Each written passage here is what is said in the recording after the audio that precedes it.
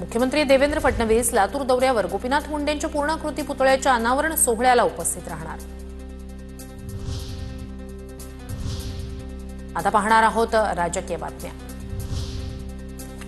मार्मिकचा बुधवारी 65वा वर्धापन दिन। रवींद्र नाट्य मंदिरात संध्याकाळी 6 वाजता वर्धापन दिन साजरा होणार। उद्धव ठाकरे या वर्धापन दिनानिमित्तानं मार्गदर्शन करणार। मुंबईतील गणेशोत्सव मंडळांची उद्या संध्याकाळी बैठक। वांद्र्यातील रंगशारदा सभागृहात पार पडणार बैठक। उद्धव ठाकरे बैठकीला उपस्थित राहून मार्गदर्शन करणार। नाशिकमध्ये मनपा निवडणुकीची रणनीती ठरवण्यासाठी सेनेची आज बैठक। बैठकीला उदय सामंत, राहुल शेवाळे, संजीव मोरे उपस्थित राहणार अशी माहिती उत्तर महाराष्ट्रातील पदाधिकाऱ्यांकडून बैठकीत आढावा घेणार। जनसुरक्षा कायदा विरोधी संघर्ष समितीची गुरुवारी पत्रकार परिषदेला शरद पवार, उद्धव ठाकरे उपस्थित राहणार। काँग्रेस प्रदेशाध्यक्ष हर्षवर्धन सपकाळही उपस्थित राहणार।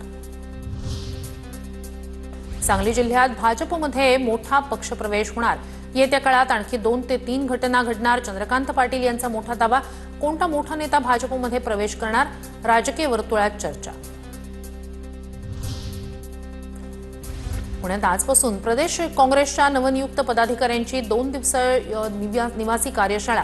प्रभारी रमेश चेन्नीथला, प्रदेशाध्यक्ष हर्षवर्धन सपकाळ यांच्यासह ज्येष्ठ नेते उपस्थित राहणार।